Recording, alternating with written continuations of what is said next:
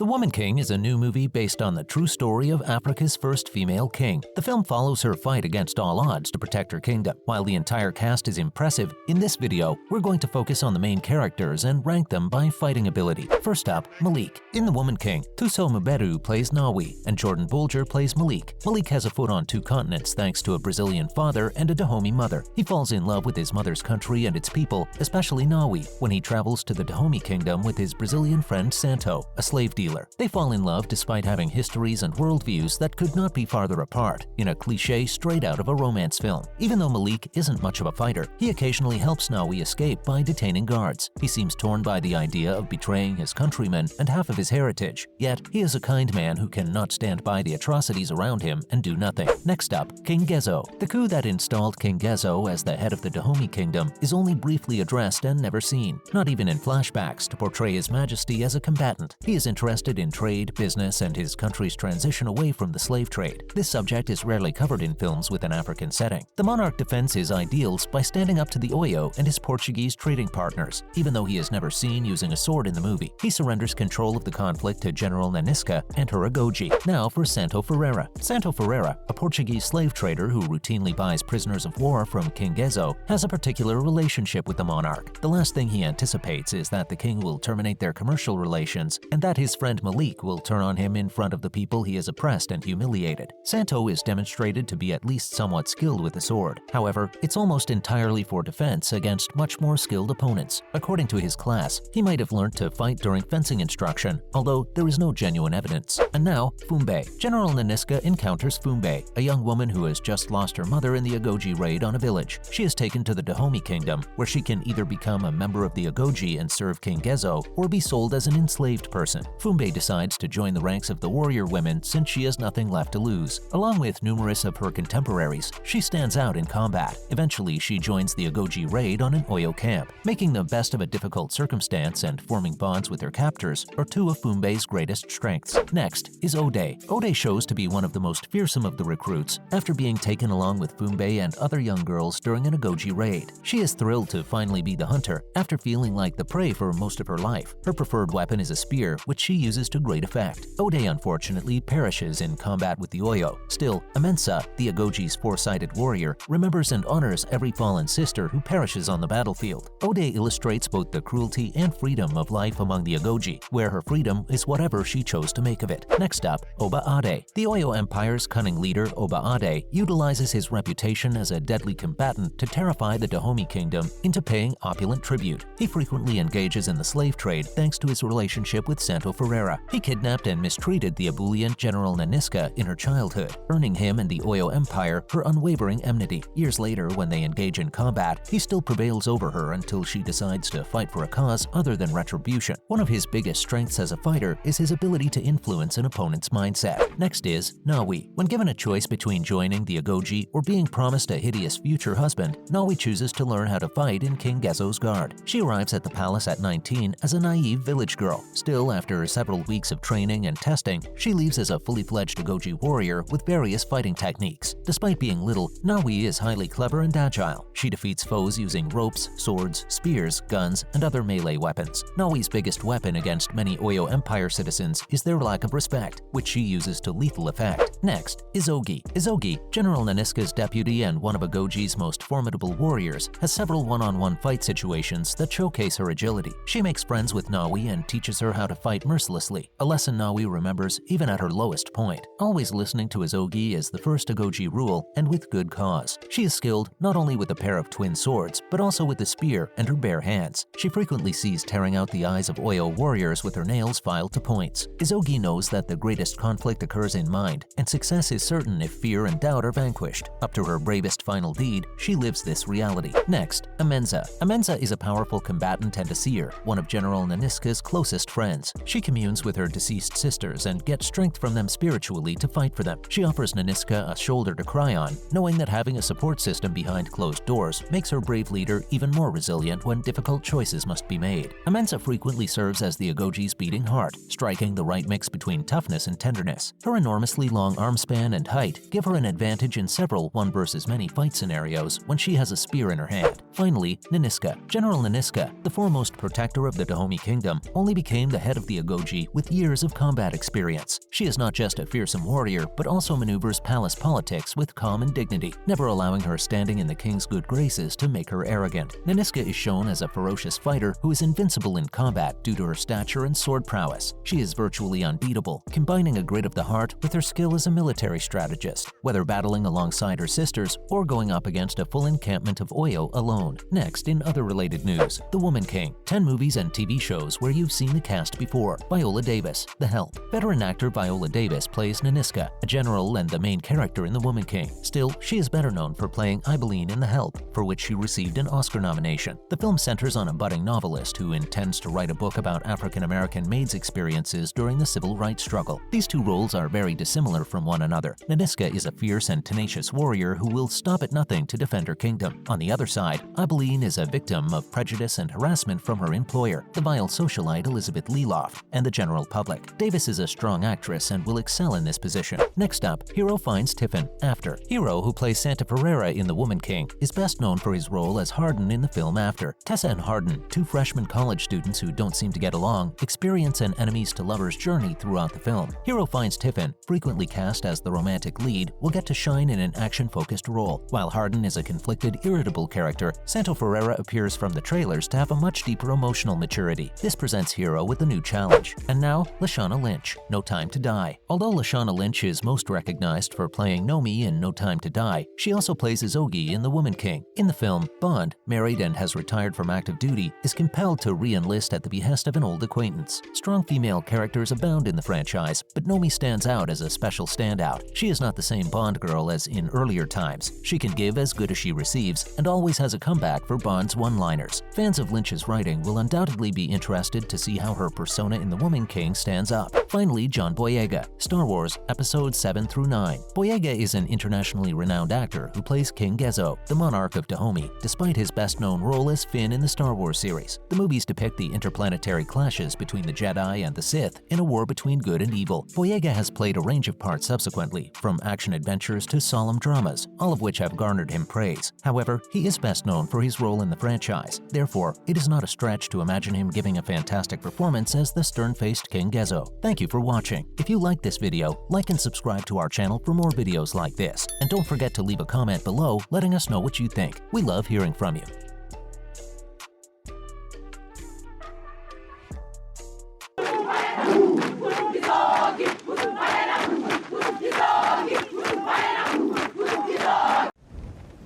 You like the guns? You enjoy practicing with the men in the infantry?